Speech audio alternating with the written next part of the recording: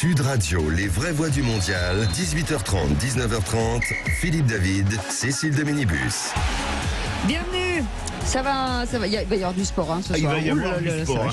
Et puis là, ça va être international, ça va être franco-brésilien. Ouais. 7 étoiles sur le maillot si on met les deux pays. Oui, avec Philippe Bilger tout de suite qui est encore avec nous. Non. Si, vous êtes Bilgerino. Ouais, moi j'aurais aimé en avoir 8. Mais vous en avez au moins 15 des étoiles. Françoise Degois qui reste avec nous, Frédéric Jouve qui vient d'arriver, directeur des programmes de Sud Radio et fan de foot, vous l'entendez, c'est lui qui commente, qui co-commente avec, entre autres avec Benjamin Glaise et Eduardo Rian-Sipel qui est avec nous, ancien député franco-brésilien. Merci d'être avec nous. Bonsoir. Et ce soir, et on a avec nous absolument un entraîneur mythique du football français, Elie Bopp, ancien entraîneur de l'OM, des Verts, de Bordeaux, de Nantes et du TFC. Là, c'est vraiment le quintet gagnant. Bonsoir Elie Bopp. Bonsoir à vous. Alors, on va faire les matchs du jour, c'est ça? Absolument. C'est parti. Sud Radio, les vraies voix du mondial, l'actu du jour. Et en actu du jour, le match de 11h, les Suisses ont battu le Cameroun 1-0. À 14h, la Corée du Sud a obtenu un nul contre un double champion du monde, l'Uruguay. Ça va plutôt bien pour les pays de la Confédération asiatique parce que les Japonais ont battu les Allemands, les Saoudiens ont battu les Argentins et les Sud-Coréens tirent un nul. C'est quand même bien contre l'Uruguay qui est un grand pays de football. Et à l'instant même, le Ghana vient d'égaliser par quelqu'un qu'on connaît très bien dans la Ligue 1, André Ayew, le fils d'Abedi Pelé. Ça rappelle des bons souvenirs aux supporters marseillais, comme Françoise Degois. Absolument. Et Cristiano Ronaldo avait ouvert le score sur penalty. Il reste une grosse dizaine de minutes. Enfin, on ne sait jamais avec les arrêts de jeu dans cette Coupe du Monde. Parce que parfois, ça peut durer 2 heures. Comme chantait l'image, il vous emmène au bout de la nuit les arrêts de jeu de la Coupe du Monde. Et donc, on est à 1 partout. On vous donnera bien évidemment le score à la fin. Alors, tiens, c'est une surprise pour vous, Elie Bopp, ce comportement des équipes de la Confédération asiatique. Parce que magnifique victoire de l'Arabie Saoudite sur l'Argentine, immense pays de football, du Japon sur l'Allemagne, immense pays de football, et la Corée du Sud, qui avait éliminé l'Allemagne il y a 4 ans et qui fait nul contre l'Uruguay aujourd'hui. Une surprise, oui et non, mais en même temps, on sait que ça travaille beaucoup, notamment sur l'aspect tactique. On l'a vu hier, par exemple, le Japon qui a osé changer de système de jeu à la mi-temps pour calquer son adversaire direct, l'Allemagne, et obtenir un résultat derrière. Hervé Renard, on pense à lui, qui est un collègue, un ami, qui a toujours fait du très bon travail dans les sélections, qui obtient un super résultat. Voilà, c'est aussi dû à du travail et des sélections qui sont capables maintenant tactiquement de répondre à l'adversaire. Voilà, c'est du football de haut niveau et il y a beaucoup de travail derrière tout ça. Philippe Bilger. Je rejoins évidemment avec beaucoup de modestie ce qu'a dit Elie Bopp, mais j'ai toujours été frappé par cette évidence que les coupes, quelles qu'elles soient, et en particulier spécialement la Coupe du Monde, naturellement bouleversent les hiérarchies et qu'on ne peut plus faire des pronostics assurés d'être pertinents, même quand ce sont les vôtres. Mon cher Philippe, c'est clair. D'ailleurs, avant que le Brésil rentre sur la pelouse ce soir, il faut penser au pari du coup. Il faut parier maintenant parce que faut jouer Serbie, c'est ça, pour gagner de l'argent. Voilà, je rejoins tout à fait Elie Bopp. On n'est plus capable de savoir et franchement, c'est une vraie nouveauté quoi. Des équipes comme l'Arabie Saoudite qui gagnent, jamais on n'aurait pu l'imaginer. Et ça embarque beaucoup de choses au-delà du sport. Je veux dire, ce qui est envoyé comme message par des équipes comme ça qui gagnent devant les caméras du monde entier, je trouve que c'est aussi un beau symbole de partage des cultures, sans rentrer dans le détail de ces cultures. Et je trouve que ce qui a été envoyé comme message avec des équipes comme l'Arabie Saoudite sont de très beaux messages. Équipes. Moi, je suis fasciné. Je vous coupe. Le Portugal vient de reprendre l'avantage. But de João Félix. Bien sûr, grand joueur. J'aime beaucoup. J'ai une tendresse évidemment particulière pour le Japon. C'est un pays que j'adore, mais parce que vous avez aussi des joueurs japonais. Moi, j'ai beaucoup vu et regardé évoluer Sakai à l'Olympique de Marseille. Voilà, vous avez beaucoup de joueurs japonais. À l'époque. Voilà, qui qui jouent aussi dans les grands clubs, qui se sont formés, qui amènent aussi leur expérience. C'est pas des gens qui partent absolument de rien. Ils jaillissent, mais ils jaillissent après du travail. Et je suis d'autant plus étonné de voir la contre-performance relative, enfin bien réelle, pardon, de l'Argentine, des Allemands, etc. Et donc on peut la comparer à la bonne performance finalement des Français. Dans ce groupe ou des Espagnols qui en mettent 7 au Costa Rica. Dans ce groupe de super favoris, finalement, l'équipe de France s'en sort plutôt bien. Et l'état d'esprit du Japon, l'état d'esprit du Japon par rapport à l'équipe de l'Allemagne, c'est-à-dire qu'on a en face la grande Allemagne dominante avec toutes ses étoiles de champion du monde, sûr, ça, et ce Japon qui se sent un peu humilié, et derrière, ce qui va être fabuleux, c'est Allemagne-Espagne. Ah oui, ça va être un gros match. Édouard Dorian-Sipel. Le Japon, c'est toujours l'esprit des samouraïs. Là, c'est l'esprit des peuples. Ils restent ancrés. Ils sont toujours des guerriers redoutables. Et surtout, une étoile soit le sport qu'ils font. Et puis, il y a cette discipline et cette politesse. Que les Marocains font aussi. Vous avez qui est exemplaire. Bon, pour le reste, je pense qu'on a deux phénomènes qui répondent peut-être à votre question. D'abord, c'est pas nouveau qu'il y ait une sorte d'égalisation, mais elle est quand même relative des équipes. Il y a une montée en puissance des équipes ou de pays qui étaient moins classiques. Donc, il y a une homogénéisation. Ça veut dire que le football se développe partout. C'est un effet du développement du football à l'échelle planétaire. Mais d'autre part, il y a aussi le calendrier, peut-être aussi de la Coupe du Monde, parce que c'est la première fois qu'on la joue en début de saison, en fin d'année, quoi. Donc au mois de novembre et à la fin d'année. Et je constate, par exemple, puisqu'on a vu une contre-performance de l'Allemagne, on a l'Argentine aussi, mais si je regarde l'Allemagne, je crois qu'il y a 3 joueurs du Bayern de Munich qui se sont blessés. Vous avez Sadio Mané, vous en avez deux autres dont j'ai oublié le nom. Lucas Hernandez. Voilà, pardon, c'était Lucas Hernandez. Donc le troisième m'échappe. Peut-être qu'il y a un sujet aussi à voir avec comment le Bayern et les Allemands se sont préparés. Les grands clubs, comment parce que ce soit le Japon d'une part, bien sûr, que ce soit l'Arabie Saoudite d'une part ou le Japon, je pense qu'ils ont peut-être bénéficié de conditions physiques plus performantes pour être prêts à cette période. Et attention, ne pas se laisser impressionner par les contre-performances actuelles. Ça peut changer au deuxième tour. Mais bien entendu, on a vu une équipe de France déjà démarrer parfois des Coupes du Monde difficiles et qui sont montées en puissance au cours de la compétition. On verra plus clair à la fin des phases de groupe. Le mot de la fin sur ce sujet, Elie Bopp, la préparation physique, quand on voit le nombre de blessures et cette Coupe du Monde inédite, vu la période où elle a lieu, ça a joué ? Oui, tout à fait. Vous avez bien relaté toutes ces blessures sévères et handicapantes à la fois pour les sélections et pour les clubs. Pourquoi ? Parce que ça arrive à un moment de la saison où les clubs ont eu des matchs en Europe, notamment avec la Ligue des Champions, où il y avait une grande intensité. Les championnats aussi, on a une quinzaine de matchs, on est presque à la fin des matchs allés. Voilà, c'est une période où il y a eu beaucoup d'efforts dans tous les clubs. Les joueurs ont joué tous les 3 jours. Et derrière, il y a cette grande compétition sans coupure. Il y a eu une semaine entre la fin des matchs et le début de la Coupe du Monde. Donc cela explique aussi ces blessures.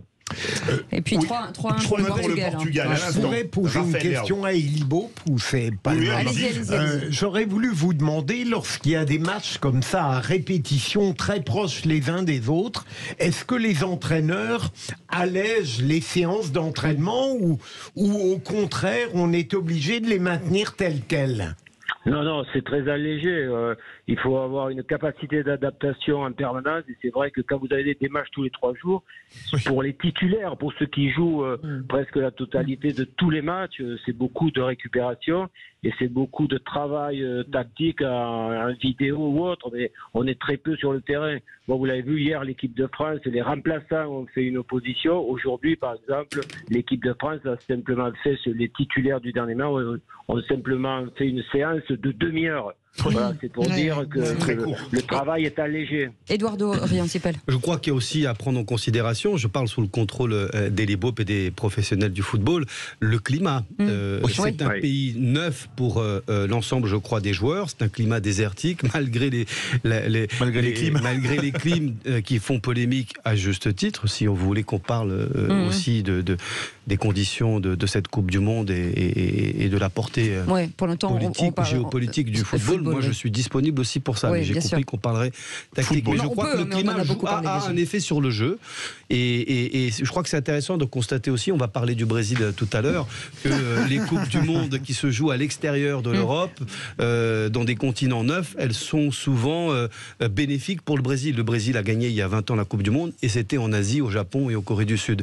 Est-ce que ça va être bénéfique ce climat hors du monde européen, hein? Les jours à venir vont nous le dire. en tout Je cas. pense que c'est Ouais, quelque chose ouais, qui est un climat un peu plus sec. Hein. Ouais. Ça aussi, je pense que Ça ça. aussi. Je serais intéressé d'entendre Élie là-dessus sur ce qu'il pense sur ce climat. Et Bob? Pardon, ouais, c'est la première fois qu'une Coupe du Monde a lieu comme ça, dans une période entre la transition de la phase aller et de la phase retour dans les championnats.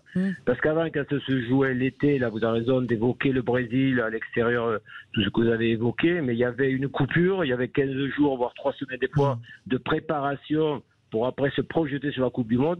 Là, il y a eu une semaine, je le répète, c'est un plein championnat. Vous passez de l'hiver en Allemagne ou en France, de l'hiver, de l'automne assez brusquement froid, et vous vous retrouvez là-bas. Les organismes, il faut qu'ils se préparent à tout ça. Et là, il n'y a pas le temps de se préparer. Hein. C'est comme vous préparez souvent vos vacances. Vous avez la chance. C'est ça. Vous restez avec nous, on revient dans un instant. Pour notre premier débat. On fait une petite pause. À tout de suite. Bienvenue dans les vraies voix du mondial au Qatar. À tout de suite et bienvenue sur Sud Radio. Sud Radio, les vraies voix du mondial, 18h30, 19h30, Philippe David, Cécile de Ménibus. Et on se retrouve avec nos vraies voix du mondial. Évidemment, Cécile de Ménibus, Philippe Bilger, Frédéric Joux, Françoise Degois, Édouard Dorian-Sipel et Elie Bopp. Alors, on va parler maintenant des Bleus, le grand débat du mondial. Absolument, puisque on vous rappelle quand même que la France a gagné 81 face à l'Australie, un début de match assez compliqué, on s'en souvient. Avant et tout le monde le dit, de montrer une certaine cohésion d'équipe, Griezmann, Mbappé, ont montré une vraie complicité technique, sont les spécialistes, et puis ça n'a. Mais on se demande justement si le secteur offensif est-il le nouveau point fort des Bleus. Vous dites oui pour l'instant à 78%. Je pensais que ça serait beaucoup plus fort. C'est déjà pas mal quand même. Oui, mais quand même. On va faire un premier tour de table avec vous, Philippe Bilger, peut-être, justement sur ce secteur offensif, point fort des Bleus. De manière scandaleuse, j'ai osé vous contredire hier soir, ma chère Cécile, quand vous avez dit que Giroud était le patron et qu'il a été formidable. Ouais. Oui, mais qu'en réalité, il n'était pas le patron, même s'il a un rôle décisif. Moi, je ne sais pas, le trio d'attaque est formidable, hein, je n'en disconviens pas, mais pour qu'il soit utilisé dans les meilleures conditions, il me semble que le milieu de terrain est capital, puisqu'on a été un peu rassuré sur la défense, et donc comme Rabiot a été excellent, je pense que ce milieu va continuer à être valable. Françoise Degois. Oui, bien sûr que Rabiot était véritablement l'homme du match. En réalité, Rabiot et Hernandez, le frère, ils ont été assez exceptionnels. Giroud, il est comme il est d'habitude, bravo à lui, mais il est là, il est très opportuniste. Et dernier point, je voulais poser une question à Elie Bopp. On a senti qu'il y avait une personnalité qui était très malheureuse dans ce match, encore et toujours, c'est Benjamin Pavard. Parce que Benjamin Pavard, ça fait des années qu'il dit à Deschamps, je veux pas jouer là, et qu'il joue là. Et comment pensez-vous qu'on va régler ce problème? Parce que le trou dans la raquette, il vient pas de Benjamin Pavard, parce que ce serait injuste de dire ça. Mais en tout cas, il vient de cette, comment dirais-je, de cette difficulté de Pavard à un poste où il ne veut pas jouer à l'évidence. Elie Bopp. Pour répondre sur Pavard, effectivement, à un moment donné, Didier Deschamps avait dit qu'il jouerait à 3 et que Pavard était un défenseur central, ce qui y arrive au Bayern de Munich, qui joue souvent en défense centrale. Mais dans la dernière Coupe du Monde, il a été aussi latéral droit, il a été champion du monde à ce poste. Parfois au Bayern de Munich, il joue arrière droit, mais c'est vrai et c'est sûr que c'est pas le poste qu'il préfère, notamment dans l'engagement dans les couloirs pour mettre des centres ou pour la participation offensive. Voilà, aujourd'hui, à ce poste d'arrière droit, il y a éventuellement Koundé, mais qui non plus n'est pas un vrai arrière droit.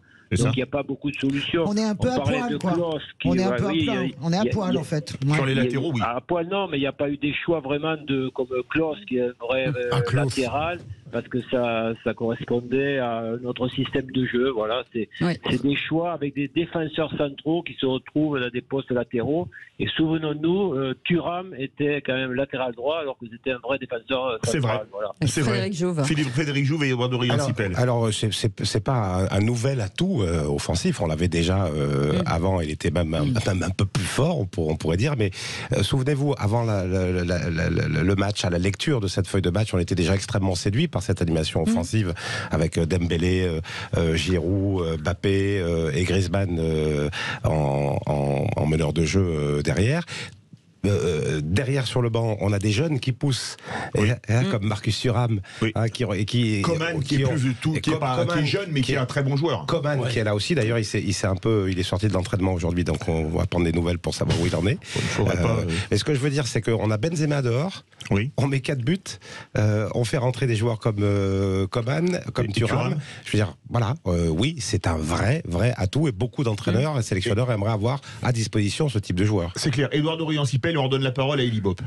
Je crois que ce qui m'a marqué le plus dans cette équipe de France, dans son premier match, c'est son état d'esprit, cette capacité à renverser une situation qui était dramatique et catastrophique au départ, qui aurait pu plomber n'importe quelle grande équipe. Vous prenez un but en 10 minutes. Vous perdez dans la foulée immédiatement, en même temps, Lucas Hernandez, dont tout le monde a compris que c'était grave et que sa saison est terminée. Et du coup, il ne revient pas. C'est terrible et j'ai une pensée pour lui. Donc, la capacité que l'équipe de France a eue de reprendre la situation, de garder, j'ai noté, ou pas Mécano dire, ou d'autres joueurs, dire ce qui nous a. On a gardé le sang-froid. Oui. Et ça, c'est extraordinaire. Je pense que c'est le point le plus positif qui a permis de marquer 4 buts sans Benzema, comme le rappelait J'ai une question à poser, moi, Elie Bopp. Et dernier point, je crois qu'on est affaibli, effectivement, on n'a pas beaucoup de choix au plan de la défense, mais on a les 4 diaboliques à l'avant, même sans Benzema. Et pardon, avec Giroud à ce niveau, un tel matador des surfaces, je crois que là, il est en train de montrer qu'il est indispensable à cette équipe de France. J'avais prévu une question, mais nos amis Frédéric et Eduardo me poussent à vous la pousser. Est-ce que notre défense, on en parlait, elle n'est pas assez expérimentale, mais que vu l'attaque qu'on a, qui est de la dynamite, on peut se dire si on prend des buts, c'est pas grave, on pourra toujours en mettre un de plus. Pas comme ça. C'est le principe du football et l'idée que l'on a aussi du spectacle, c'est-à-dire qu'on a envie de voir des buts. Mais si l'équipe, il ne faut pas dissocier les 4 joueurs offensifs, je suis d'accord que les caractéristiques principales de cette équipe, c'est l'animation offensive, mais justement, il faut bien insister sur l'animation, parce qu'un joueur comme Théo, sur le côté, Théo Hernandez, est un joueur de couloir qui amène la largeur, donc qui donne la possibilité à Mbappé de rentrer. Les défenseurs centraux, vous parliez d'eux ou pas, Mécano, c'est un joueur très technique qui est capable parfois de venir se glisser à hauteur du milieu de terrain pour amener des surnombres, surtout face à des équipes qui sont regroupées, et tout ça dans un esprit d'animation offensive, d'amener des plus, de faire des passes correctes, la liberté de Griezmann, créateur, toujours l'homme libre, chercher à tout ça, c'est une animation. Donc, et pour appuyer les propos, c'est pas simplement 4 joueurs qui ont un talent fou offensivement, et il y en a d'autres qui sont pas là, vous l'avez bien dit, Benzema, Nkunku, Coman, Thuram. La France a du potentiel offensif super. Oui, tout à fait. Et juste pour appuyer les propos d'Elie qui a tout à fait raison, le ballon, le caviar qui est déposé sur la tête de Rabiot, qui le donne? Hernandez. Philippe Bilger. Elie Bopp, à votre avis, est-ce qu'on peut tirer des conclusions aussi nettes d'un match où tout de même l'Australie a été très faible? J'ai vu jouer hier soir le Canada, je ne suis pas persuadé que la France aurait fait le même score. Est-ce qu'il ne faut pas attendre le Danemark? Alors je rappelle que le Canada a perdu 1-0 contre la Belgique en ayant raté un pénalty en début de match. Elie Bopp et Françoise Degois. Eh ben ma question est non mais c'était Elie Bopp qui répond pour la Belgique. Pardon, Elie Bopp, excusez-moi. Ça se regroupe. Vous savez, il faut tenir compte du match, de l'adversité. Après, vous avez votre propre identité. Une équipe, elle a son savoir-faire et sa manière de jouer. À un moment donné, c'était qu'une équipe de transition, c'est-à-dire qui a récupéré bien le ballon et dans des mouvements de vitesse, elle se projetait vers l'avant et puis il sait les situations. Là, dans ce match, on a vu une possession supérieure à ce qu'on voyait d'habitude, une animation offensive sur la largeur et à l'intérieur du jeu. C'est un peu l'identité, le profil de ces joueurs. Maintenant, c'est sûr que quand on va jouer des équipes plus sérieuses, plus fortes, comme le Danemark, Oui, dans les transitions, parce que c'est des équipes. La transition, c'est quoi? Vous êtes en train d'attaquer, comme on l'a vu hier. La transition défensive, vous perdez le ballon. Eh bien là, l'équipe de France, il ne pourra pas qu'elle soit déséquilibrée comme elle l'a été. Vous avez montré du doigt à Pavard, le pauvre, mais il n'est pas le seul responsable. C'est vrai qu'il était un peu à la lune, qu'il n'a pas vu le gars derrière. Mais sur le côté droit, si on regarde bien, avec cette, il y a vraiment des difficultés. Pourquoi? Parce qu'il y a une animation forte à gauche, avec les meilleurs joueurs offensifs, Théo Hernandez, Rabiot, Mbappé sur le côté gauche, qui font un travail de fou. Mais vous avez qu'à regarder Chouameni, par exemple, ou même Rabiot, dans certains moments, il est obligé à venir fermer à gauche. Du coup, qu'est-ce qui se passe? On ouvre tout le côté droit. Et l'adversaire, s'il sent ça, eh ben, il amène l'attaque dans les espaces libres, dans la transition offensive après avoir récupéré le ballon. Et c'est là qu'on peut avoir des problèmes. Et c'est là qu'on va voir si l'équipe de France est capable de répondre à d'autres styles de jeu, à des équipes plus costauds. D'ailleurs, justement, Elie Bob, vous êtes d'accord que le danger est toujours venu de ce côté-là, parce que les Australiens ont porté 2 ou 3 fois le danger dans la surface de réparation. Il est venu effectivement de ce côté-là. Moi, j'ai la même question que Philippe Villard. Je nous trouve tellement louangeurs. Bon, on est très, etc. Est-ce qu'on peut vraiment tirer? J'écoutais à chaud plusieurs émissions de télé, notamment, sur Bein Sport et sur la chaîne Les Pipes, et tous les gens disaient c'est très difficile de tirer des conclusions sur un match avec une équipe aussi faible, en fait. En réalité, on ne peut pas faire de ce match, évidemment pas une référence, parce que c'est pas un match de référence, mais on peut même pas avoir une idée. C'est mieux d'avoir gagné, quand même. Oui, il y a un fond de jeu. Vous dites ça, je vous dis, moi, je ne dis rien du tout. Je dis ce que j'entends.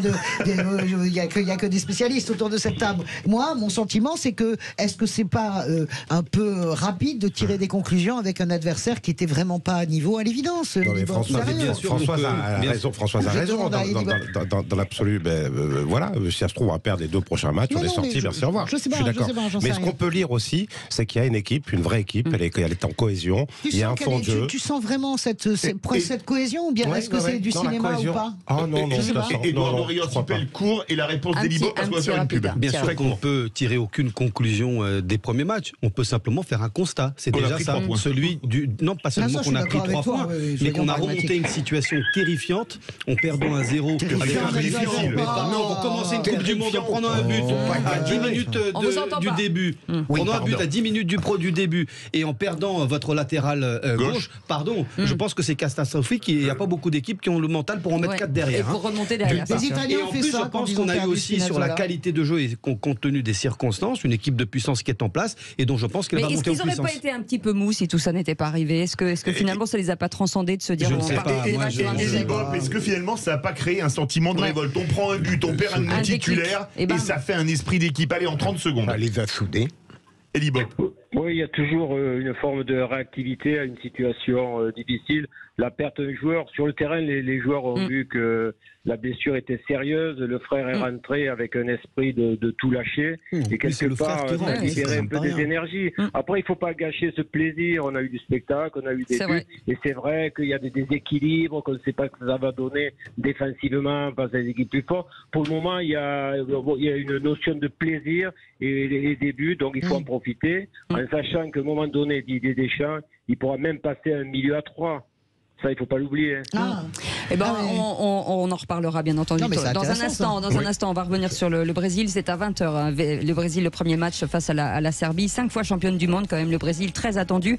Peut-être même le favori pour l'instant de la Coupe du Monde. Vous nous appelez 0826 300 300, puisque bien entendu, vous avez aussi le droit de commenter ces matchs et de donner votre avis. Et on vous fera une petite surprise. Un petit coucou dans quelques instants de quelqu'un qu'on aime beaucoup. Du Brasil, exactement. Et comme on dit, bienvenue sur Sud Radio en brésilien. Bem-vindo na Rádio do Sul. Voilà, j'ai tout compris, c'est magnifique, je parle couramment le portugais. Allez, à tout de suite. Sud Radio, les vraies voix du mondial, 18h30, 19h30, Philippe David, Cécile de Ménibus. Et toute notre bande de footeux, de fans de foot sont là. Cécile de Ménibus, Philippe Bilger, Frédéric Jouve, Françoise Degois, qui s'est absentée, probablement un coup de fil d'un sélectionneur, puisqu'ils aimeraient bien l'avoir comme directrice technique en écoutant ses brillantes analyses. Edouard Dorian-Sipel, ancien député franco-brésilien et fan de foot, et Elie Bob. Tout de suite, notre second grand débat. Le Brésil, qui commence ce soir, est-il le grand favori de la Coupe du Monde? Eh bien, vous dites non à 60%. Aïe, aïe, aïe, Il y a aïe. peut-être un peu de chauvinisme dedans, mais Oh, c'est normal, à peine, on supporte à peine. l'équipe de France. Et on a quelqu'un qu'on connaît très bien, tiens, Cécile, que vous connaissez très bien et qu'on aime beaucoup, une actrice et chanteuse brésilienne. Absolument. Est-ce que vous connaissez c'est pas un titre, mais écoutez, cette bande originale de film, écoutez. Ça vous dit quelque chose ou pas? Mais évidemment. Oui. C'est la bande originale du Marginal avec Jean-Paul Belmondo, puisque Carlos Sotomayor est avec nous. Bonsoir, Carlos. Bonsoir. Boa noite. Boa noite. Tudo beleza? Et Elibob, vous parlez portugais ou pas? Vous qui avez eu beaucoup de joueurs brésiliens. Bien sûr, je parle portugais aussi. Je demandais à Elibob, O notre coach. Brasil vai ganhar. Claro, certo, sem Nous, dúvida. Carlos, on s'est dit obrigado, et da Brasil. Certains vont être désavantagés en ne sachant pas parler cette Oui, langue. c'est sûr, parce que je reprends le français, parce que ça va être compliqué pour nos auditeurs. Carlos Sotomayor, forcément, Brésil ce soir. Donc on s'était dit, on va aller chercher une un peu portugaise, un peu beaucoup brésilienne. Vous soutenez forcément le Brésil, j'imagine. Brésil et Neymar. Moi aussi, Voilà, à fond. Juste une petite, si vous aviez une petite déclaration à faire à l'équipe ce soir. Je vais juste leur dire d'aller à 100% et voilà, it's only rock and roll. Ils vont gagner. Un joueur peut-être préféré, Carlos Sotomayor, un joueur de la sélection brésilienne. J'aime bien Neymar. Ouais, un autre aussi. Vinicius. Pour le moment, c'est lui mon préféré, donc je reste avec lui. Par contre, j'aime bien aussi Mendy. Mendy, il n'est pas avec eux, mais je l'avais croisé avec Jean-Paul à l'hôtel Martinez à Cannes. Ouais. Et on s'était bien amusé. Il était très marrant aussi. C'est un très bon joueur. Alors, tiens, vos joueurs brésiliens préférés qu'il y a dans l'équipe actuelle, qui est-ce? Moi, je suis content. Moi, parce j'aimais que... bien Ronaldinho. Ouais, moi aussi, j'adorais Ronaldo aussi. Mais honnêtement, je suis contente pour Neymar parce que c'est vrai que je ne sais pas l'amour particulier pour le PSG, mais à ce micro, depuis des années, je n'arrête pas de dire qu'on est trop méchant avec Neymar, tout son cinéma, sur son supposé cinéma, etc. Exactement. Je suis très heureuse parce que il est en train de remontrer le génie du football qu'il est, en tout cas depuis quelques temps au PSG. Et lui et Vinicius, parce que j'adore Vinicius, je pense que c'est vraiment l'avenir de cette sélection. Eh bien, pourquoi pas le Brésil champion du monde cette année. Allez-y, Philippe Bilger. Juste, alors je n'ai pas suivi le Brésil depuis 4 ans en détail, mais j'ai lu beaucoup de choses et j'aimerais savoir s'il est exact que le Brésil a de fortes chances, parce que pour une fois, l'équipe va être au service de Neymar. Bon, on va me poser la question à Elibob. Je pense que oui, allez-y, je pense Carlos, que et tout le après, monde est... Oui, Allez-y, Carlos. Je pense, oui, tout à fait. Je pense que Neymar est le leader parfait et je pense qu'il est aimé par tous les autres joueurs. Donc, ils vont se sentir soutenus par lui, c'est évident. Elibob, pour vous, le taulier de l'équipe du Brésil, comme vous êtes le technicien ce soir, c'est Neymar ou c'est un autre joueur? On a parlé de Vinicius, il y a plein de très bons joueurs. Vinicius, et oui, notamment dans le milieu offensif. Moi, j'adore Richarlison, par exemple. Moi aussi, j'adore Richarlison. Qui c'est le taulier du Brésil dans cette Coupe du Monde? Le taulier, l'animateur principal et celui sur qui tout le monde a un regard fort et celui qui est la dynamique de l'équipe, c'est Neymar, évidemment.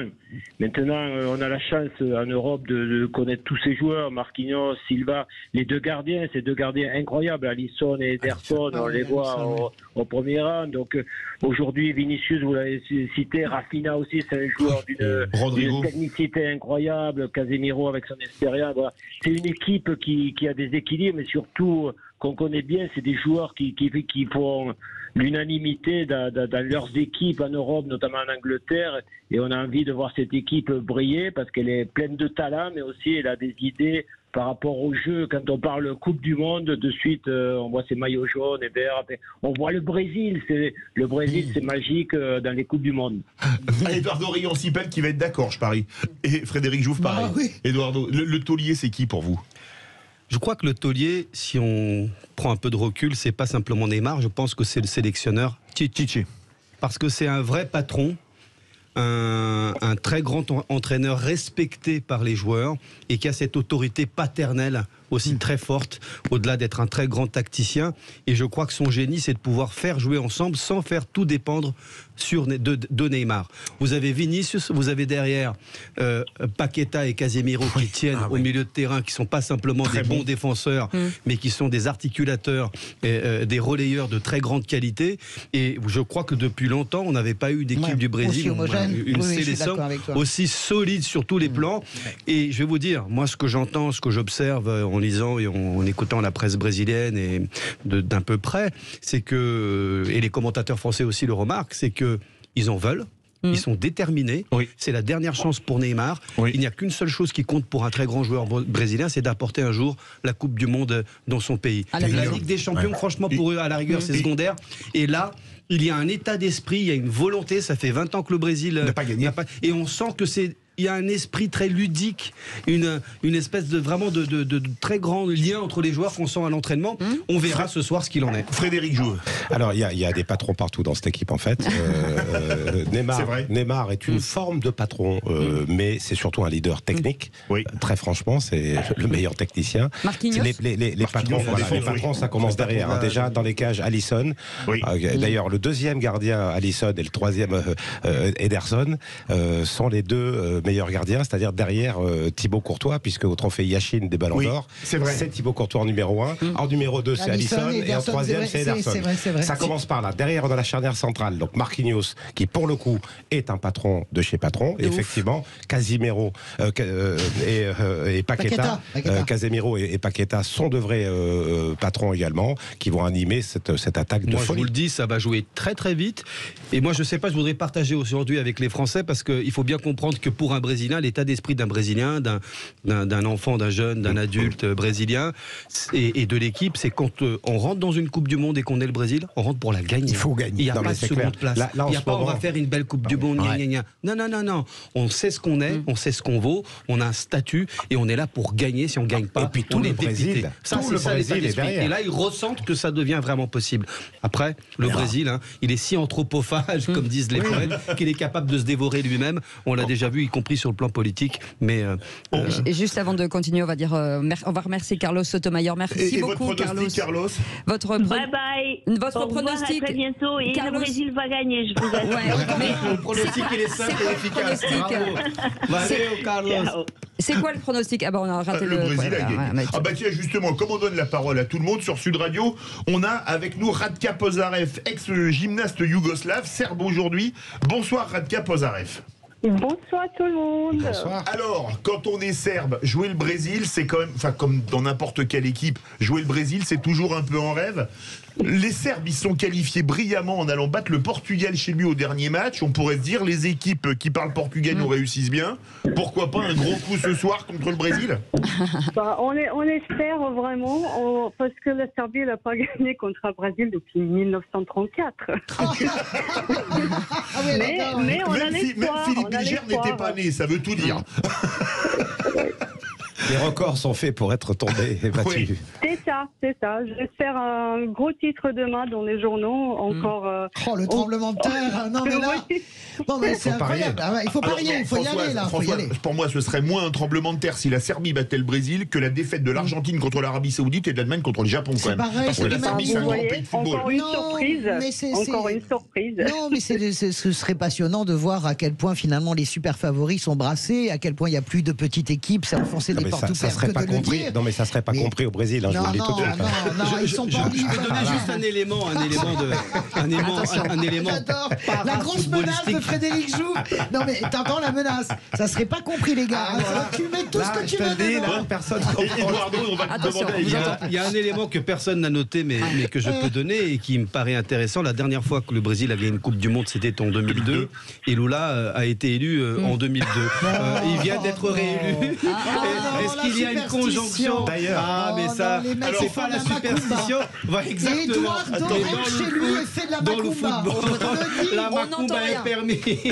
On va donner la parole à Eli Bob, notre technicien. Eli Bob, quand même, les Serbes, ils ont quand même une très belle équipe. Vous avez failli dire Yougoslave. Ils ont été chercher, Eli Bob, leur qualification au Portugal. C'est que c'est une équipe qui joue bien au ballon, qui a des joueurs qui jouent dans des très bons clubs, surtout en Italie et en Espagne. Les Brésiliens n'ont pas gagné ce soir quand même.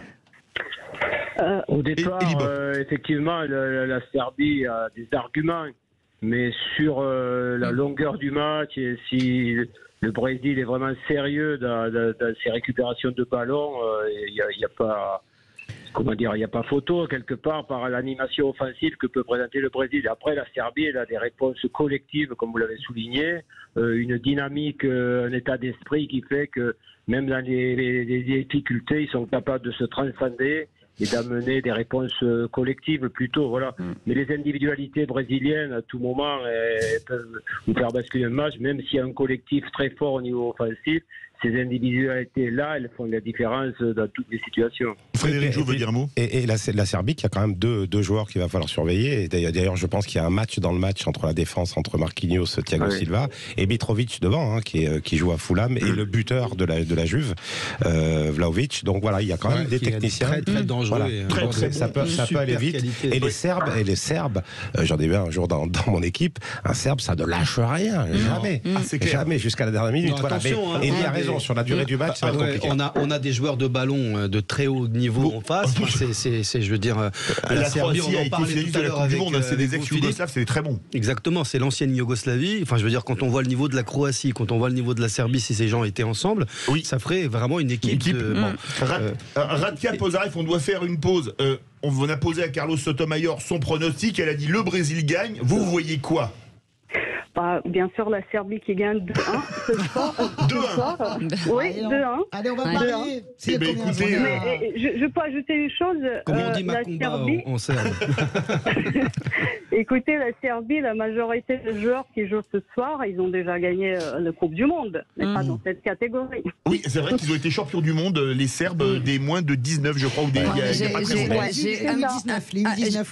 J'ai un petit message de quelqu'un que je connais bien qui me dit, puisque ton père était serbe, il y aura certainement un mini-but.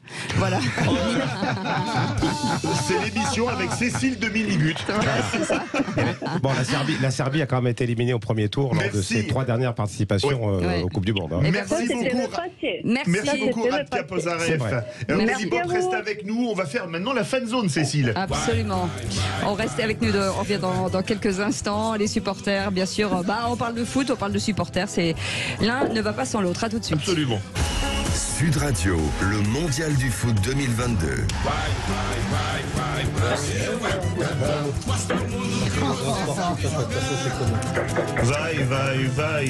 Brasil vai pro Qatar. Le Brésil. Où est que ça nos vamos conquistar? C'est ce que ça veut dire Qatar en portugais. Oui, ça veut dire Qatar.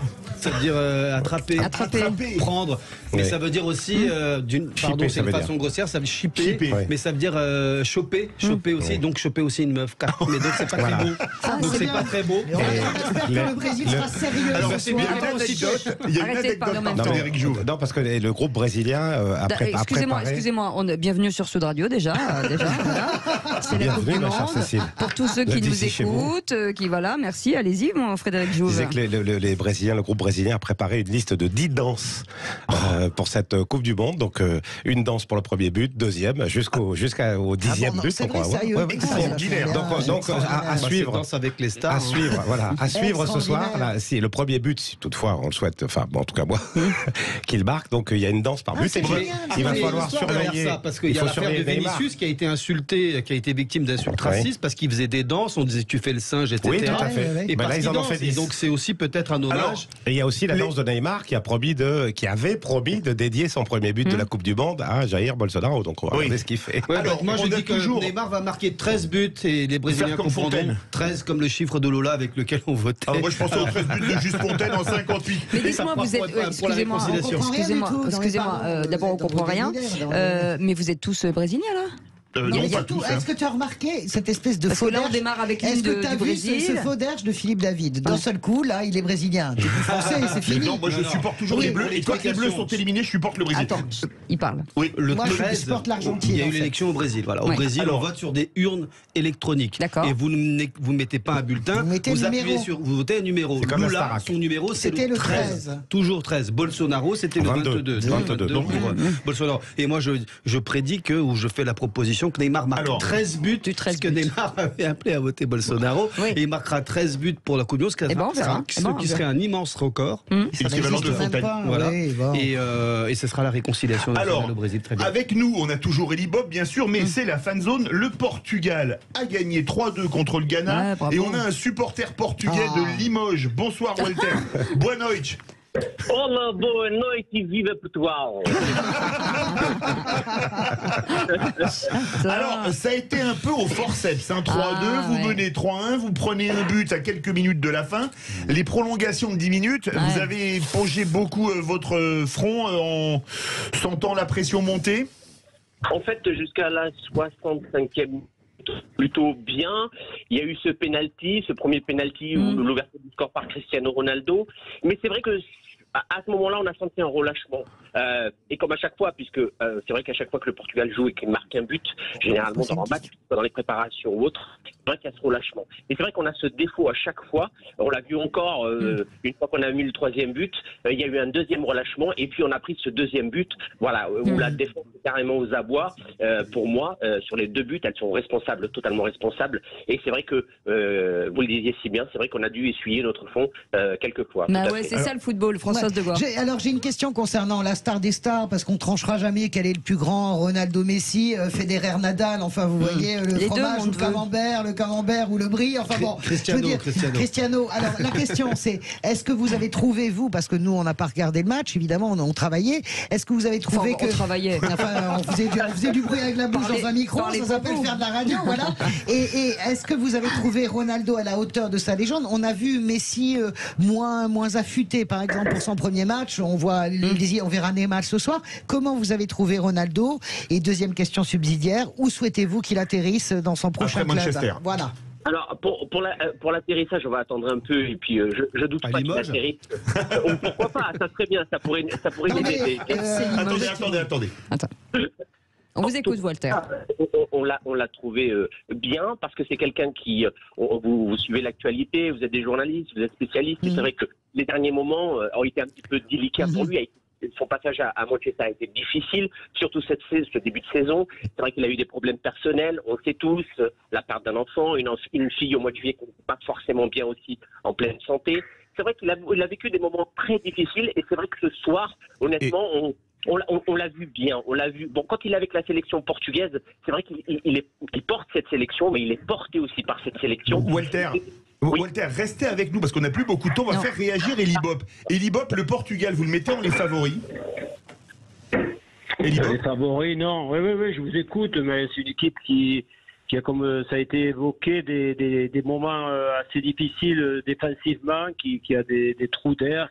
On ne sent pas qu'elle maîtrise sur la longueur tout le match, et parfois elle a des accélérations, des moments où elle peut faire basculer l'adversaire par ses talents offensifs, mais elle n'est pas assez constante sur 90 minutes. Maintenant, il faudra voir les prochains matchs, mais elle fait partie des 8 meilleures équipes, voilà, des 8 meilleures équipes, des équipes qu'on peut voir arriver en quart de finale. Après, ça se complique un peu à partir des quarts de finale. Walter, vous êtes franco-portugais. Ouais.